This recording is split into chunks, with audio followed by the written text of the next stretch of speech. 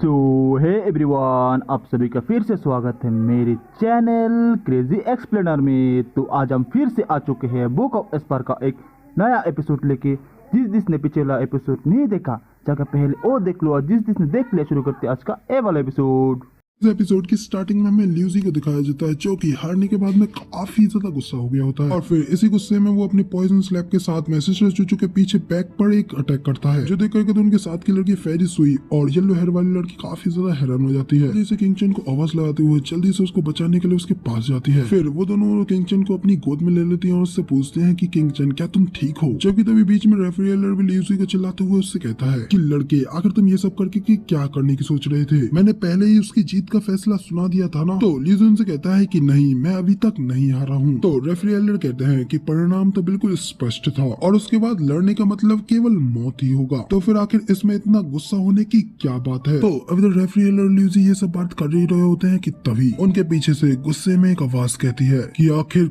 कौन नहीं होगा। ऐसी आवाज को सुनकर ल्यूसी और एल्डर तो काफी ज्यादा हैरान हो गए होते हैं। तभी हमें दिखाया जाता है ज़ूफ़ेन, जिसकी की आंखें गुस्से में लाल हुई पड़ी होती हैं और वो गुस्से में सीधा उन लोगों के पास स्टेज पर आ रहा होता है, जिसे अपनी ओर आता हुआ देख करके तो ल्यूसी की बुरी तरीके से फट गई होती है और डर के मारे उसके शरीर से टोटली पसीने छूटने लगते हैं। तभी वहाँ पे ज़ूफ़ेन उन दोनों के पास आकर के कहता है कि एक ट्रू विनर मौत के द्वारा डिसाइड होता है, और जब तक अपोनेंट की बॉडी में उसकी सांसें बाकी हैं तब तक वो फिर से वापसी कर सकता है। इसलिए जब तक दूसरा पक्ष इसे मार न दे या फिर इसे इस फाइटिंग स्टेज से बाहर न कर दे, तब तक कोई विजेता नहीं है। तो फिर एल्डर क्या फैसला सुनाने में कुछ ज्यादा ही जल्दी नहीं कर रहे हैं। तो ज़ूफ़ेन की सारी बातें सुन करके तो एल्डर भी उसकी बातों में फंस गया होता है और कहता है कि अच्छा। तो तभी बीच में येलो हेयर वाली लड़की चिल्लाते हुए कहती है कि सिस्टर किंगचन ने तुम्हारी वजह से उसे छोड़ दिया था। तो फिर आखिर आपको क्या लगता है कि वो अभी भी वहाँ पर स्टिल कैसे खड़ा है। तो ज़ूफ़ेन कहता है कि ये उसकी खुद की गलती है जो कि उसने इसे छोड़ दिया। मैं यहाँ पर डीमन स्कैमिंग सेक्ट से आता हूँ और जबकि तुम मिस्टिकल हेवन सेक्ट से आती हो, और जैसे ही हमने एक बार इस डबल ड्रैगन गैदरिंग मैनर में एंटर कर लिया तो तब से हम दोनों एक दूसरे के दुश्मन होने के अलावा और कुछ भी नहीं है, क्योंकि जरा सी भी कमजोरी आपको मार डालती है। हम लोग यहाँ पर डबल ड्रैगन मैनर में हैं और यहाँ पर सिर्फ उसी के रूल्स को फॉलो किया जाता है, और अब क्योंकि एल्डर ने ऑलरेडी अपना फैसला सुना दिया था, इसलिए अब हम लोग भी उनके इस फैसले को स्वीकार करते हैं। लेकिन अगली बार जब वो लोग दया के कारण मारे जाएंगे तो मेरे पास रोते हुए मत आना। इतना कहकर ज़ूफ़ेन वहाँ से मुड़ करके जाने लगता है। जबकि ज़ूफ़ेन के इस तरीके से जाता हुआ देख करके येलो हेयर वाली लड़की डैनर गुस्से में दांत पीसते हुए कहती है कि तुम कमीने। तभी किंगचन उस लड़की को आवाज लगाती है और उससे कहती है कि डैनर, और फिर अपना सिर हिला करके आगे उससे कुछ भी कहने के लिए मना करती है। इसी के साथ में फिर वो किंगचन उसी लड़की की गोद में बेहोश हो जाती है। देख कर डैनर भी परेशान होते हुए किंगचन को आवाज लगाती है कि किंगचन किंगचन, ओ नहीं, उसे तो अटैक के साथ में पॉइजन दिया गया है। तभी ये बात सुनकर के तो ज़ूफ़ेन भी वहीं पर रुक जाता है और उसकी आंखें फिर से गुस्से में एकदम लाल हो जाती हैं, और फिर भी ज़ूफ़ेन अपने गुस्से को काबू करके वहां से उस स्टेज से उतर जाता है। जबकि पीछे खड़ी लड़की अभी भी किंगचन को आवाज लगा रही होती है। तो ज़ूफ़ेन को आगे बिना कुछ किए वहां से जाते हुए देख करके ल्यूसी भी अपने मन में कहता है कि देख करके लगता है कि स्टीवर्ट जो इस कुतिया को लेकर के इतने भी ज्यादा सीरियसली नहीं है। उसी वक्त हमें मिस्टिकल हेवन सेक्ट के एल्डर को दिखाया जाता है जो कि वहाँ पे बाकी के सभी लोगों से कहते हैं कि देखो जरा, डेमोनिक कल्टीवेटर्स इसी तरह काम करते हैं और पलक झपकते ही अपना रवैया, अपना एटीट्यूड बदल देते हैं, इसलिए आपको फिर से आगे आसानी से आगे नहीं बढ़ना चाहिए। इधर किंगचन को तो इस सब के लिए एक अच्छा लेसन मिल गया। तो इसी के साथ में वहाँ पे किंगचन को ठीक करने के लिए वहाँ से ले जाया गया जाता है। तभी अरीना में अगली फाइट स्टार्ट होती है जो कि डीमन स्कैमिंग सेक्ट की यूलिंग वर्सेस मिस्टिकल हेवन सेक्ट के एक लड़के की होती है। तभी अनाउंसर अनाउंस करते हुए कहता है कि अब जल्दी से 8वें मैच के लिए अपोनेंट्स एक दूसरे के सामने खड़े हो जाओ। तभी वो बंदा यूलिंग से चिल्लाते हुए कहता है, देखो अब मैं कैसे तुमसे अपनी सीनियर सिस्टर किंगचन का बदला लेता हूँ। मगर अगले ही पल हमें देखा जाता है कि वो नीचे जमीन पर पड़ा हुआ होता है और यूलिंग उसे हराने के बाद में उसे लूजर कहते हुए जा रही होती है, जबकि एल्डर अनाउंस करते हुए कहते हैं कि ये वाला मैच भी डीमन स्कैमिंग सेक्ट ने ही जीता है। इधर वेनेवलियान में खुश होते हुए यूलिंग से कहते हैं कि ये तो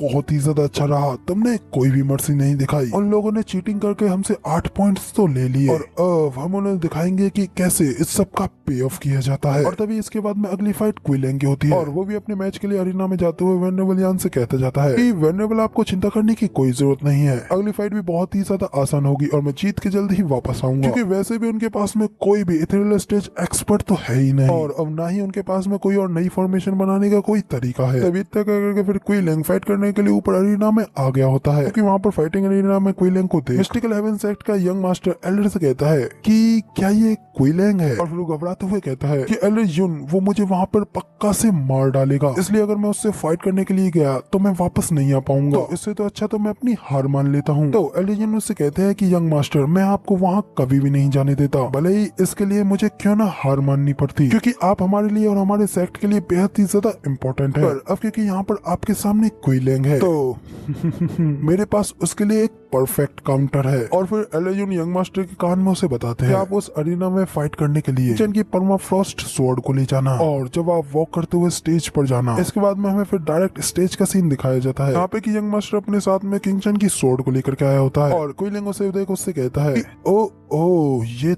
तो मिस्टिकल हेवन सेक्ट के द ग्रेट यंग मास्टर हैं, और लगता है कि तुम यहाँ पर अपनी अच्छी खासी पिटाई की तलाश में आए हो। तो तभी यंग मास्टर खांसते हुए क्विलिंग से कहता है क्या आप जानते हो कि मैं कौन हूँ? तभी क्विलिंग हंसते हुए कहता है कि क्या इस दुनिया में ऐसा कोई है जो कि मिस्टिकल हेवन सेक्ट के विकलांग यंग मास्टर को नहीं जानता हो, क्योंकि सभी लोग जानते हैं कि तुम्हारे अंदर के एलिमेंट्स हिले हुए हैं, और मुझे लगता है कि सेक्ट लीडर युआन तो जरूर ही तुमसे काफी ज्यादा परेशान होंगे, लेकिन मुझे इस बात का काफी ज्यादा आश्चर्य है कि उन्हें आपसे छुटकारा पाने के लिए यहाँ पे इस फाइट में भेजने का ही मौका मिला, या फिर हो सकता है कि तुम कभी उनके बेटे ही नहीं थे और उन्होंने यहाँ पर तुम्हें मरने के लिए भेज दिया है। तो यंग मास्टर कहता है कि मैं यहाँ पर इस स्टेज पर सिर्फ और सिर्फ लड़ने के लिए ही आया हूँ। मैंने सुना है कि स्वॉर्ड के पिछले ओनर ने डीमन स्कैमिंग सेक्ट के किसी भी बंदे को चोट न पहुंचाने की कसम ली थी। मुझे आश्चर्य है कि इस चीज के लिए आखिर उनके किस तरीके के सेंटीमेंट्स रहे होंगे। अभी यंग मास्टर के हाथ में उस स्वॉर्ड को देख करके तो क्विलिंग भी हैरान होते हुए कहता है कि ये तो परमाफ्रॉस्ट है, तो क्या चूकिंग चन इस स्वॉर्ड का इस्तेमाल नहीं कर रही थी? तो फिर आखिर उसकी स्वॉर्ड को तुम अपने हाथों में लेकर के क्या कर रही हो? और तुम्हें क्या लगता है कि इस स्वॉर्ड को लेकर के ये स्वॉर्ड इस फाइट में तुम्हें किसी भी तरीके का गुड लक चार्म देगी? तो यंग मास्टर हंसते हुए कहता है कि मैं ग्रेट मिस्टिकल हेवन सेक्ट का यंग मास्टर हूँ, और मैं किसी भी चीज से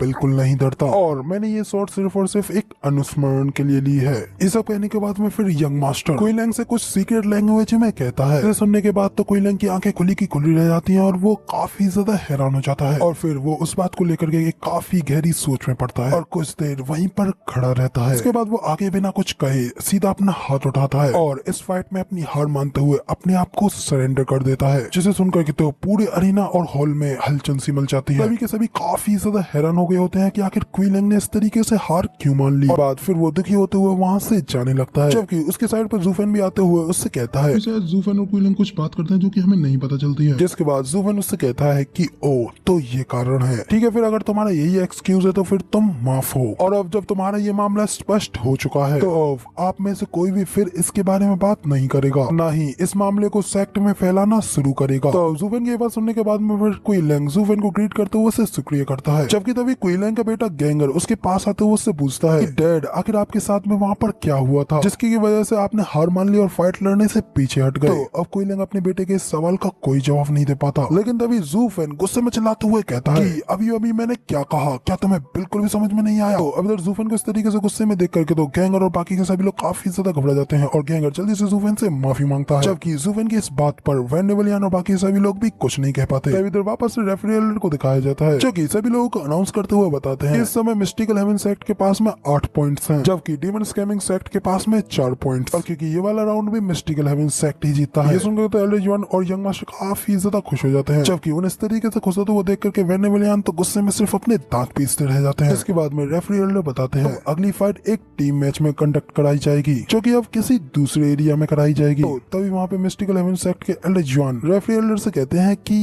एल्डर हम मिस्टिकल हेवन सेक्ट अपने अगले राउंड के लिए अपनी हार मानते हैं। तो अब इधर एल्डर जुआन की ये बात सुनकर के तो जूफेन अपने मन में कहता है कि ये ओलियन सचमुच में काफी ज्यादा कमीना निकला, जीत के प्रति कॉन्फिडेंट, इसने पॉइंटों के लिए अपने डिसाइपल्स को भी सैक्रिफाइस कर दिया, और ये सब कुछ सिर्फ अपनी सिचुएशन को बदलने के लिए किया, लेकिन उसने कम से कम उन मूर्खों से तो बेहतर ही किया जो कि अभी भी अपनी समस्या से जूझ रहे हैं। तभी वेनेवलियन को भी दिखाया जाता है, क्योंकि एलियन की बात सुनने के बाद में गुस्से में चिल्लाते हुए उससे कहते हैं तुम कमीने ओल्डियन, जब तुमने हमें बिना तैयारी के पकड़ लिया है तो अब तुम यहाँ से भाग रहे हो। तुम्हें क्या लगता लगता है कि ये सब कुछ इतना ज्यादा आसान है, तुम हमारे सिंगल फाइटर से लड़ करके तो बहुत अच्छा करके आए, लेकिन अब अगर तुम में हिम्मत है तो हमसे अब लड़ो ना। उधर वेनेवलियन तो ये सब कहते हुए भड़क ही रहे होते हैं, जबकि ज़ूफ़ेन बाकी के सभी लोगों से कहते हैं कि चलो यहाँ से अब चलते हैं। इतना कहने के बाद फिर ज़ूफ़ेन बाकी के सभी लोगों को अपने साथ वहाँ से ले जाने लगता है, जबकि सभी लोगों को वहाँ से जाता हुआ देख करके वेनेवलियन भी उनके पीछे आते हुए उनसे कहते हैं कि हे, आखिर तुम सब लोग मेरा यहाँ पर इंतजार क्यों नहीं कर रहे, और क्या तुम भूल गए हो कि मैं अभी भी तुम्हारा वेंडेबल हूँ। और तभी इधर हमें मिडिल 3 सेक्टों में से एक स्वॉर्ड गॉड सेक्ट के वेंटाओ को दिखाया जाता है। वो भी वहाँ से ज़ूफ़ेन और उसकी सारी टीम को जाता हुआ देख रहा होता है और कहता है कि ओ ज़ूफ़ेन, टियानी का सबसे ज्यादा बेस्ट और पावरफुल बंदा, तुम्हें तो मिडिल 3 सेक्टों की स्टेज पर हमारे खिलाफ लड़ना चाहिए। और फिर वो ज़ीटियान से कहता है कि मैंने ठीक कहा ना टियानशेन, लेकिन फिर वो जैसे ही अपने पीछे मुड़ करके देखता है तो वहाँ पे ज़ीटियानशेन तो पहले से ही जा चुका होता है। तो तब उसे वहाँ से गायब देख वेंटाओ कहता है कि आखिर अब ये कहाँ गया। तभी हमें वापस से सीन डीमन स्कैमिंग सेट की पूरी टीम का दिखाया जाता है, क्योंकि अब इस फाइट के खत्म होने के बाद में जंगल से होते हुए वापस अपने कोर्टयार्ड की ओर जा रहे होते हैं। तभी वहाँ से जाते हुए ल्यूसी बाकी के सभी लोगों से कहता है कि मैं तुम्हें बता दूं कि उन लड़कियों को उस जज ने बचा लिया, और अगर मेरी फाइट उनके साथ में दोबारा होती है तो मैं उनके फॉर्मेशन को तोड़ने के बाद मैं उन्हें बुरी तरीके से हराऊंगा। तो ल्यूसी ये सब कह रहा होता है कि तभी कोई बड़ी तेजी से उसके पास आता है। वो सब कुछ इतनी तेजी से होता है कि ल्यूसी को तो कुछ समझ में नहीं आता, और तभी उसके एक जोरदार लात पड़ती है जिसके के सीधा उसके हिट होते ही ल्यूसी मुंह केवल नीचे जमीन पर घिसटता हुआ काफी ज्यादा दूर जाकर गिरता है। तो ये देख कर तो बाकी के सभी लोग काफी ज्यादा हैरान हो गए होते हैं, जबकि ये सब कुछ इतनी तेजी से होता है कि बाकी के वेंडेबल्स को भी कुछ पता नहीं पड़ता। तभी ल्यूसी के सामने एक खतरनाक डीमन यानी कि ज़ूफ़ेन की परछाई पड़ती है। इसके बाद ज़ूफ़ेन ल्यूसी को सीधा उसके गले से पकड़ता है और गुस्से में अपने भयंकर किलिंग इंटेंट को रिलीज करते हुए उससे कहता है कि बच्चे, अब मैं तुझसे काफी ज्यादा तंग आ चुका हूँ, इसलिए मुझे बता आखिर तेरे उस शहर का एंटीट्यूड कहाँ है, और जल्दी से मुझे अभी के अभी उसे दे दे। तो अब ज़ूफ़ेन के इस लुक को देख कर ल्यूसी की फटके चार हो गई होती है, उसके शरीर से टोटली पसीने छूटने लगते हैं और वो कांपते हुए अपने मन में कहता है कि इसका मतलब ज़ूफ़ेन अभी भी उस लड़की की काफी ज्यादा परवाह करता है। तो ये सब सोचने के बाद फिर ल्यूसी ज़ूफ़ेन से कहता है कि स्टीवर्ट ज़ू, तुम मेरे साथ में ऐसा नहीं कर सकते, मैंने हमेशा अपना सब कुछ सेक्ट के लिए ही दिया है, और इसलिए आपको किसी ऐसे व्यक्ति को दंड नहीं देना चाहिए जो कि अपना सब कुछ ही सेक्ट को समर्पित कर चुका हो। लेकिन अब तुम यहाँ पर मुझे किसी वुमेन को नुकसान पहुंचाने की वजह से मेरे पीछे पड़ गए और ये सब कर रहे हो, तो फिर आखिर इसमें फेयरनेस कहाँ है, तुम गलत कर रहे हो। तो वेनेवलियन भी ज़ूफ़ेन से कहते हैं कि ज़ूफ़ेन, ल्यूसी ने अभी काफी ज्यादा संघर्ष किया है और मैं जानता हूँ कि तुम इससे एंटीट्यूड चाहते हो, लेकिन तुम इस तरीके से इससे डिमांड करके ऐसे ही इससे नहीं मांग सकते। तो ज़ूफ़ेन कहता है कि ये मेरा मामला है और जो कोई भी इसमें दखल डालेगा तो उसे एक कड़ी सजा दी जाएगी, और यहाँ पर सिर्फ मैं ही ये तय करूंगा कि आखिर क्या सही है और क्या सही नहीं है, इसलिए तुम सभी बाकी लोगों के लिए सही रहेगा कि तुम लोग मेरे मामले में दखल ना दो। इसके बाद फिर ज़ूफ़ेन ल्यूसी की गले को और भी जोर से दबाते हुए उससे कहता है कि तुमने अभी तक अपना मुंह नहीं खोला, लेकिन तुम ये मत सोचना कि सेकंड वेंडेबल सी तुम्हें किसी भी तरीके से प्रोटेक्ट कर पाएंगे। तुम हमेशा से ही मेरे खिलाफ आए हो, इसलिए अब अगर तुम मरना नहीं चाहते हो तो इग्नोरेंट फूल, जल्दी से मुझे उस एंटीट्यूड को दे दो, वरना। इतना कहते हुए फिर ज़ूफ़ेन और भी जोर से ल्यूसी के गले को दबाने लगता है। इस वजह से ल्यूसी की आंखें और मुंह तो फटने लगता है और उसके मुंह कान नाक सबसे पानी निकलने लगता है। फिर वो कांपते हुए ज़ूफ़ेन से कहता है कि मेरे पास उसका एक भी एंटीट्यूड नहीं है, और वैसे भी मेरा वो पॉइजन जानलेवा नहीं था, उस पॉइजन की वजह से सिर्फ वो 49 दिनों तक तड़पती रहेगी और बस इतना ही, इसके बाद में फिर वो ठीक हो जाएगी। तो ज़ूफ़ेन फिर से गुस्से में उसे घूरते हुए कहता है तब उस समय उस रेफरी ने अपना फैसला सुना दिया था, इसलिए तब मैंने किसी को भी मारने की हिम्मत नहीं की थी, और तब मुझे इस बात का भी डर था कि डबल ड्रैगन मैनर भी उस चीज में अपना इंटरफेरेंस करेगा, वरना तो दूसरी साइड के एल्डर भी तुमसे एंटीट्यूड के बारे में पूछते, क्या तुम्हें नहीं लगता। तो कहते हुए ज़ूफ़ेन अपनी पावर डिवोरिंग ब्लैक ऑरे को रिलीज करता है। इस वजह से ल्यूसी का दम और भी बुरी तरीके से घुटने लगता है और फिर वो अपनी एक एक सांस के लिए वहाँ पे बुरी तरीके से तड़पने लगता है, और जैसे जैसे उसकी बॉडी से उसकी पावर डिवोर्ड होने लगती है, वैसे ही वो बुरी तरीके से घबराते हुए अपने मन में कहता है कि सिर्फ और सिर्फ उस लड़की की वजह से ये यहाँ पर मुझे जान से मारने वाला है। ज़ूफ़ेन फिर से अपने किलिंग ऑरे को रिलीज करता है, अपने भयंकर लुक से उसे घूरते हुए उससे कहता है कि अब मैं 3 तक काउंट करने वाला हूँ, इसलिए अगर तुमने मेरे 3 खत्म होने से पहले मुझे एंटीट्यूड नहीं दिया तो तुम्हारा ये आज आखिरी दिन होगा। इतना कहते हुए फिर ज़ूफ़ेन 1 काउंट करता है। ये देख करके तो वेनेवलियन भी काफी ज्यादा शौक होते हुए ज़ूफ़ेन से कहते हैं कि ज़ूफ़ेन जरा रुको, उसने अभी कहा तो सही कि उसके पास में एक भी एंटीट्यूड नहीं है, वैसे भी उसके उस जहर से वो लड़की डेंजर में नहीं है, वो नहीं मरने वाली, और क्या तुम भूल रहे हो कि हम अभी भी डबल ड्रैगन मैनर के ही एरिया में हैं और हमें अभी भी हर संभव मदद की जरूरत है, इसलिए तुम इसे इस तरीके से यहाँ पर मार नहीं सकते। ज़ूफ़ेन तो वेनेवलियन की सारी बात को इग्नोर करते हुए 2 काउंट करता है और फिर जूफेन आगे ल्यूसी को घूरते हुए अपनी काउंटिंग को आगे बढ़ाते हुए 3 काउंट करता है। तो वेनेवलियन चिल्लाते हुए जूफेन से कहते हैं कि जूफेन नहीं, तुम ऐसा नहीं कर सकते। लेकिन तभी वेनेवलियन के इतना कहते ही ल्यूसी 3 यानी कि आखिरी गिनती पर ही जूफेन से घबराते हुए कहता है कि रुको रुको स्टीवर्ट जू रुको, मेरे पास वो एंटीडोट है। इतना कहते हुए फिर ल्यूसी अपने पास से उस एंटीडोट को बाहर निकालता है और सीधा उस एंटीडोट को जूफेन के सामने कर देता है। एंटीडोट की बोतल को लेने के बाद में जूफेन भी ल्यूसी को पीछे की ओर फेंक करके उसे छोड़ देता है। तो अभी तक एंटीडोट को देख करके तो वेनेवलियन भी हैरान होते हुए उससे पूछते हैं कि ल्यूसी क्या तुम्हारे पास ऑलरेडी ये एंटीडोट था? इधर जूफेन तो उस एंटीडोट को लेने के बाद में आगे किसी से कुछ नहीं कहता और बस उनकी साइड से निकल करके वहाँ से जाने लगता है कि बाकी सभी लोग पीछे खड़े ल्यूसी की ओर ही देख रहे होते हैं। लेकिन तभी साइड पर जब जूफेन जाने ही वाला होता है तभी जूफेन को कोई आवाज लगाता है और कहता है कि जूफेन लॉन्ग टाइम नो सी, काफी समय हो गया हम दोनों ने एक दूसरे को नहीं देखा है। तो अब इसी के साथ में ज़ीटियान पेड़ के पीछे से दोनों लड़कियों के साथ में जूफेन के सामने आता है और आगे कहता है कि जब से एसोटेरिक डिबेट में निंगर के साथ में जो कुछ भी हुआ था उसके बाद में मैंने तुम्हें कभी भी इतना ज्यादा अनकंट्रोल, इतना ज्यादा बेकाबू नहीं देखा। लगता है कि एडिफिस लॉर्ड चू ने तुम्हें लेकर के कुछ न कुछ प्रोग्रेस तो की है। तो अब ज़ीटियान को वहाँ पे देख करके जूफेन भी उससे कहता है कि ज़ीटियान आखिर तुम यहाँ पर क्या कर रहे हो और क्या तुम भी यहाँ पर टियानी को रिप्रेजेंट करने के लिए आए हो? तो ज़ीटियान कहता है कि बिल्कुल भी नहीं, जब तुमने मुझे उन सभी सेक्टों के लोगों के बीच में नोटिस नहीं किया तो तब मुझे तुम्हारे अहंकार और तुम्हारा ओवरवेलमिंग सेल्फ एरोगेंस क्लियरली दिखाई देने लगा। और जरा देखो तो सही, इतने सालों में तुम बिल्कुल भी नहीं बदले। और जूफेन क्या तुम्हें मेरा पुराना टारगेट, मेरा पुराना गोल याद है? जब तुमने वहाँ पर टियानी में सब कुछ खत्म हो जाने के बाद में टियानी को छोड़ दिया था, तो ठीक तुम्हारे बाद मैंने भी टियानी को छोड़ दिया था। इस समय मैं स्वॉर्ड गॉड सेक्ट का एक डिसाइपल हूँ और मिडिल 3 सेक्टों के बीच के कंपटीशन में कम्पीट करने के लिए आया हूँ, इसमें कि अब मैं तुम्हारे साथ भी फाइट करने का इंतजार करूंगा। तो ज़ीटियान की बात सुनने के बाद तो जूफेन उसकी बात का कोई जवाब नहीं देता और सिर्फ उसे देखता है, जिसके बाद में वो ज़ीटियान के सामने उस एंटीडोट को लाते हुए उससे कहता है कि चलो अब उन सब बातों को फिलहाल के लिए साइड पर रखो और इस काम में मेरी एक छोटी सी मदद करो। ज़ीटियान से इतना कहने के बाद में फिर जूफेन उस एंटीडोट को ज़ीटियान को दे देता है। तो उस एंटीडोट को लेने के बाद तो ज़ीटियान भी पहले थोड़ी देर के लिए हैरान होता है और फिर ज़ीटियान जूफेन से कहता है कि हमेशा की तरह एक्सट्रीम सावधानियां बरतते हुए और खुद की फीलिंग्स को ना उजागर करते हुए तुम ये सारे काम खुद नहीं करते हो। तो ठीक है, फिर मैं तुम्हारे लिए इस एंटीडोट को उसे डिलीवर जरूर कर दूंगा। इतना कहते हुए फिर ज़ीटियान वहाँ से वापस जाने लगता है, लेकिन फिर दोनों लड़कियों से कहता है कि तुम दोनों के बारे में क्या, आखिर तुम दोनों मेरे साथ क्यों नहीं आती? और तुम दोनों भी तो अभी तक एडिफिस लॉर्ड चू से नहीं मिली हो, है ना? कम ऑन, अगर तुम अपने दुश्मन और अपने बारे में अच्छी तरीके से जानते हो तो तुम निश्चित रूप से ही जीतोगे। इतना कहते हुए फिर ज़ीटियान स्विंगर और योंगनिंग को अपने साथ ले जाता है कि पीछे जूफेन वहीं पे खड़ा होने जाता हुआ देख रहा होता है और फिर थोड़ी देर उन्हें जाता हुआ देखने के बाद में वो भी दूसरी ओर मुड़ता है और फिर वहाँ से बड़ी तेजी से कहीं के लिए उड़ जाता है कि पीछे खड़े वेनेवलियन गुस्सा करते हुए ल्यूसी से चिल्लाते हुए कहते हैं कि इडियट, क्या तू इतना ज्यादा बेवकूफ और अंधा है जो कि तुझे ये भी नहीं देखा कि जूफेन उस लड़की को लेकर के कितना ज्यादा क्रेजी है, लेकिन फिर भी तूने उसके ऊपर पीछे से हमला कर दिया और ये सब करने के बाद में वो तो तू यहाँ पर काफी ज्यादा लकी निकला जो कि जूफेन के हाथों में आने के बाद में यहाँ पर वन पीस में जिंदा रह गया। तो ल्यूसी भी कहता है कि मगर लेकिन उन दोनों डबल ड्रैगन मैनर में अंदर आने से पहले नहीं कहा था कि अंदर पहुंचने के बाद में वो अपने रिश्ते को तोड़ देंगे? और क्या उन दोनों ने ये नहीं कहा था कि जब अगली बार वो दोनों मिलेंगे तो वो दोनों एक दूसरे के दुश्मन होंगे और अपनी अपनी पूरी ताकत से लड़ेंगे? तो क्विलैंग भी ल्यूसी से कहता है कि उन्होंने अपने मुंह से ये कहा तो था, लेकिन उनके सीने में धड़क रहा दिल वो कुछ और कह रहा था। और इस दुनिया में जब एक मर्द अपनी पसंदीदा औरत से मिलता है तो वो जो कहता है और जो वो अंदर से फील करता है वो दोनों एक दूसरे के अपोजिट होते हैं। और क्या उस लड़की ने भी तुम्हें स्टीवर्ट जू की वजह से ही नहीं छोड़ा था? और उस लड़की की वजह से स्टीवर्ट जू ने भी तो तुम्हें लगभग मार ही डाला था। तो उनकी इस चीज को कहते हैं कि कहना कुछ और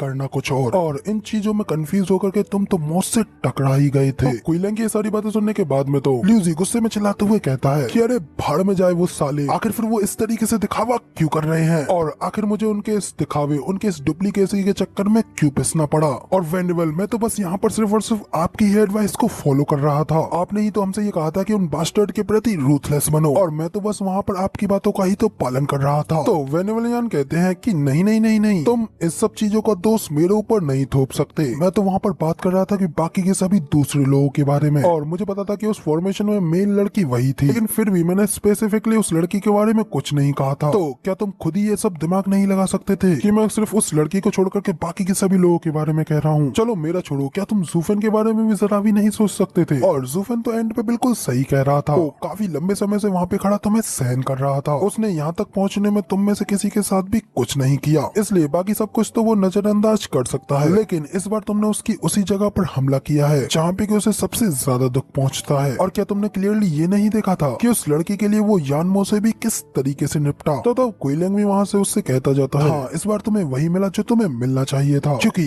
एक आदमी और एक औरत के बीच के मामले में बाकी किसी तीसरे का शामिल ना होना ही बेहतर है, वरना तो उसका एंड बिल्कुल तुम्हारी तरह ही होगा। तो उन सब लोगों से ताने सुनने के बाद में उसी भी ज़ूफन से पिटने के बाद में दर्द में जैसे जैसे उन लोगों के पीछे आने लगता है और गुस्से में अपने दांत पीसते हुए अपने मन में कहता है कि हे भगवान, उस कमीने को नर्क में ले जाओ। ज़ूफन, मेरा इंतजार करना, मैं तुम्हें इस बात के लिए एक दिन सबक जरूर सिखाऊंगा और साला तुम सब